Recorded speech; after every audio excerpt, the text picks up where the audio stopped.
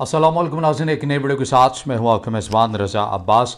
पाकिस्तान की क़यादत ने ईरान का जो दौरा किया, ऐसा लग रहा है कि उसके असरात बहुत जल्द आना शुरू हो गए हैं।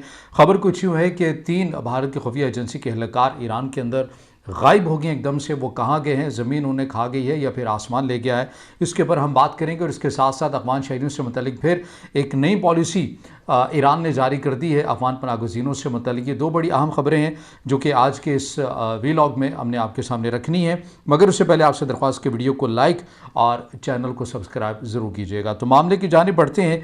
तो मौजू कुछ यूँ है कि पहले हम बात कर लेते हैं अफ़गान पनागज़ीनों से मुतल्लिक।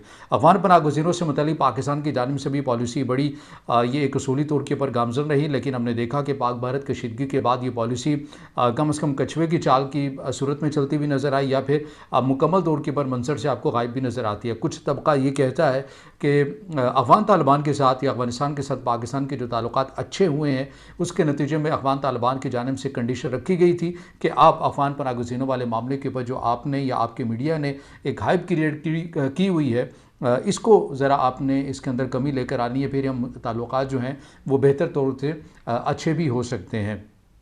अब इसके अंदर पाकिस्तान या पाकिस्तान का जो दफ्तर ख़ारजा है वो तो ये कहता हुआ नज़र आता है कि हम इस पॉलिसी से पीछे नहीं हटे हैं, लेकिन मैं भी जानता हूँ, आप भी जानते हैं कि इस पॉलिसी के अंदर बड़ी हद तक लचक आ गई है। मगर जिस मुल्क की जानिब से लचक नहीं दिखाई जा रही वो ईरान है।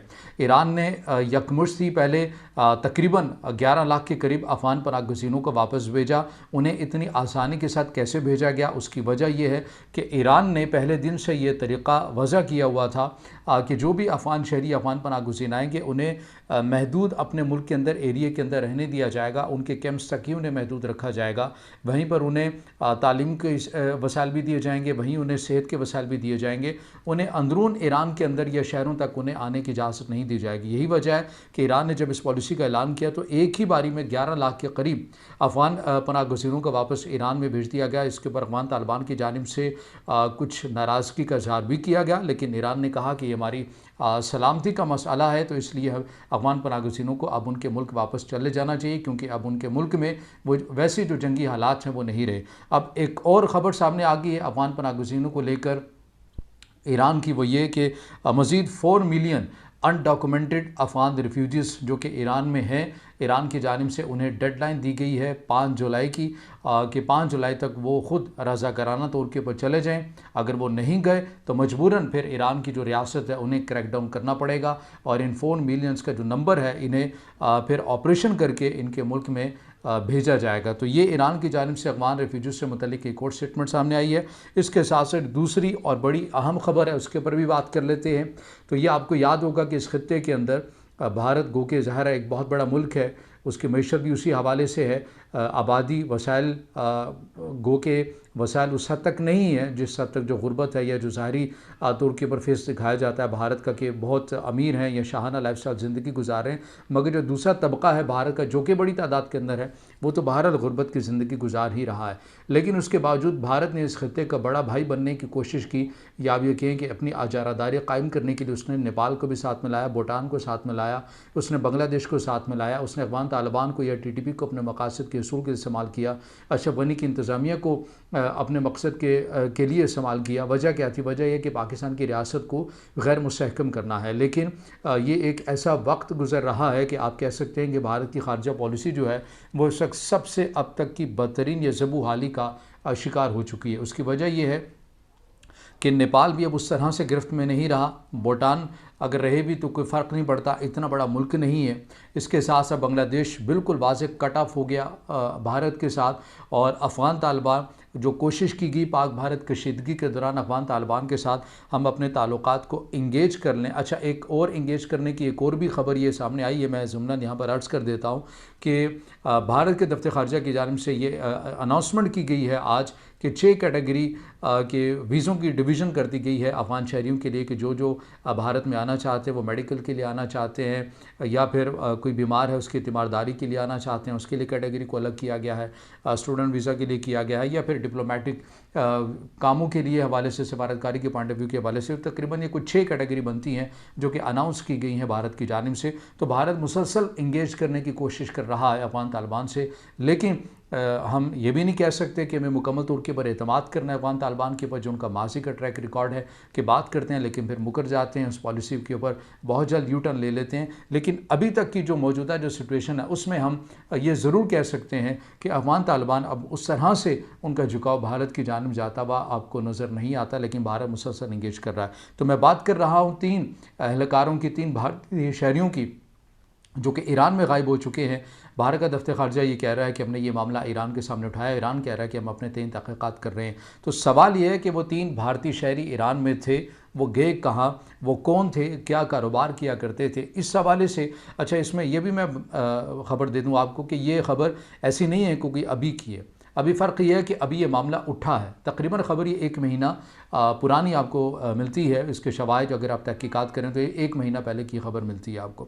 लेकिन इसलिए मीडिया के अंदर सामने आएगी, वो जो 3 जो शहरी हैं उनके लवाहकीन या घर वाले हैं, उन्होंने मीडिया के अंदर शोर किया और सवालात उठाए और फिर अपने मसाइल बताया कि भाई हमारे 3 घर वाले थे, वो वहाँ पर गए, ईरान में गए हैं और उनका कुछ मालूम नहीं हो रहा। अच्छा, ये मामला मशकूक कैसे हुआ?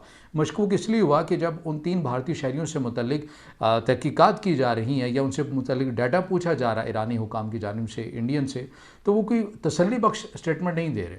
यानी कि ईरान वाले जब पूछते हैं कि भाई आप ये बताइए कि वो यहाँ पर क्या कर रहे थे, यानी कोई कारोबार करने आए थे, कारोबार था तो किस किस्म का कारोबार था, कहाँ पर वो काम किया करते थे, हमें कुछ इब्तदाई तौर के पर मालूमात दें ताकि हम इसको चेक करें।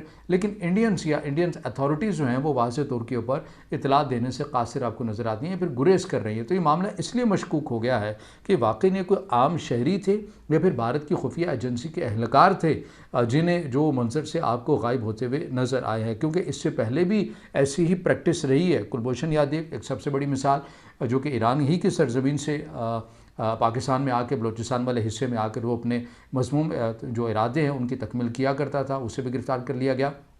तो एक नेटवर्क तो मौजूद है भारत का जो कि ईरान के उन एरियाज़ के अंदर ये ऑपरेट करते हैं जहाँ पर ईरान की अपनी जो रियासती रेट है, आप उसे कह लें कि वो कमज़ोर आपको नज़र आती है। जैसे बाज़ एरिया पाकिस्तान के अंदर मौजूद हैं जिनमें बलूचिस्तान है, जिनमें दीगर एरियाज़ हैं, बहुत सारे ऐसे एरियाज़ आपको मिलेंगे जहाँ पर रियासत पाकिस्तान की रेट आपको कुछ कमज़ोर नज़र आती है। तो वहाँ पर ऐसे अनासर महफूज अपने आप को ख़ुद को समझते हैं। तो ईरान के अंदर भी ऐसी जगह मौजूद हैं जहाँ पर ये आते हैं, कारोबार के लिए आते हैं, ज़ाहरी तौर के ऊपर कुछ और दिखाते हैं, पस पर्दा कुछ और मंसूबे होते हैं और ये फिर उसी ज़रिए ईरान और पाकिस्तान की बॉर्डर को इस्तेमाल करते हुए अपनी जो बॉर्डर पार सरहद जो कशीदगी है या पाकिस्तानी रास्ते को खैर मुस्तहकम करने की कोशिशें वो जारी सारी रखते हैं। तो ये अब तक की इतलात हैं कि भारत के 3 शहरी अगवा हो चुके हैं और मंजर से गायब हैं। इस हवाले से कुछ खबर सामने नहीं आ रही। ईरान अपने 3 कार्रवाई कर रहा है, लेकिन ईरान इंडियन अथॉरिटीज़ से तसल्ली बख्श मालूमात मांग रहा है इन 3 भारतीय शहरियों से मुतल्लिक, मगर इंडियन अथॉरिटीज़ इंफॉर्मेशन देने से मुतल्लिक गुरेज कर रही हैं,